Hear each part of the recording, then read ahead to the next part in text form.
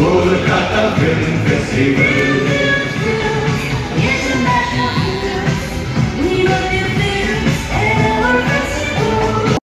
আপনি যদি বাঙালি হন আর বাংলার বাইরে যান তাহলে দেখবেন বাংলার বাইরে বাঙালিদের আলাদাই রকম কদর।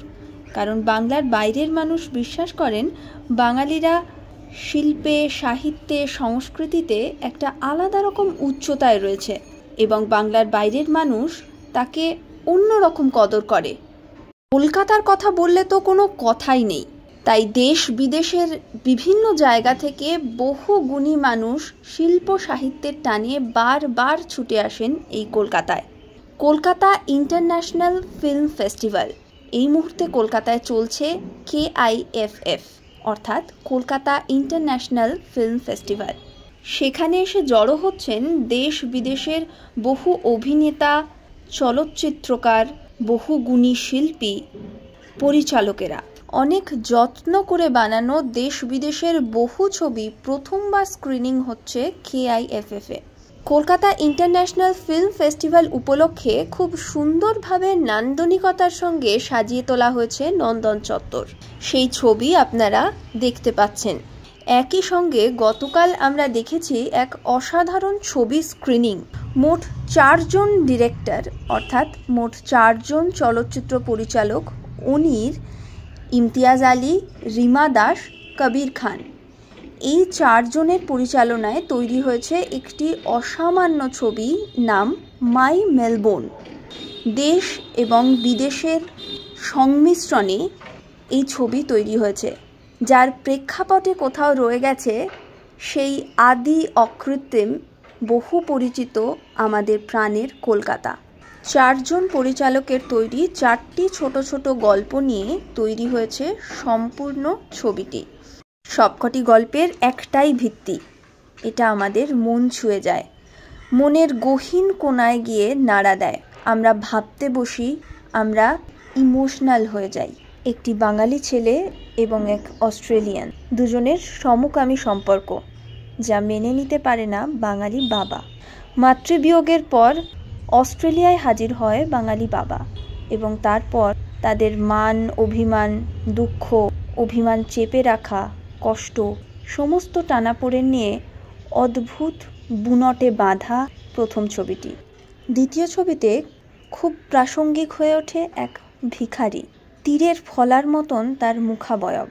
সেই ভিখারির মধ্যে যে স্বাধীনতা বোধ তা সঞ্চারিত হয় এক ভারতীয় নারীর মধ্যে, যে প্রবাসে ক্রমাগত তার স্বামীর দ্বারা অত্যাচারিত হচ্ছে, মানসিকভাবে নির্যাতিত হচ্ছে।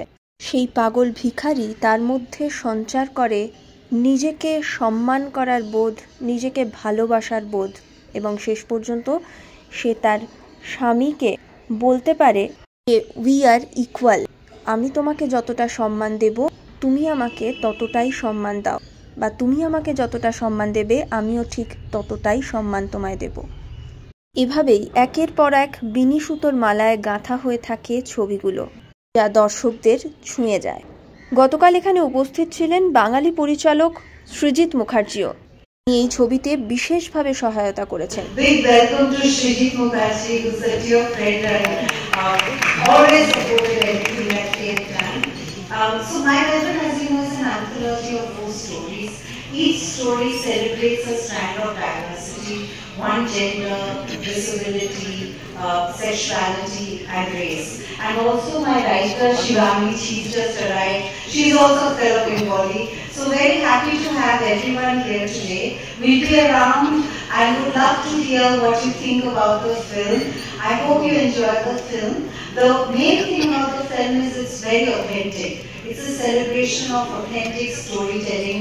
2 of our characters, Sitara and Emma, the film that Rima has done, it's their own lived experience. So they're not actors, they're just playing themselves.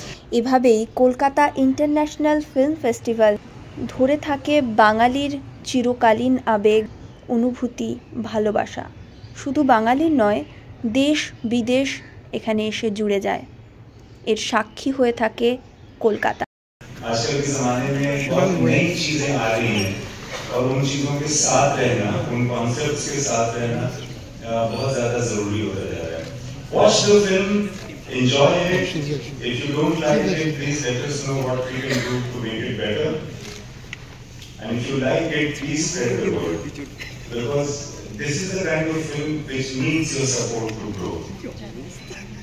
One of the films is directed by Kabir Khan, one by Rima, one by Amir, and the one that I have helmed has been directed by my brother Arif, who is not here right now, he's somewhere.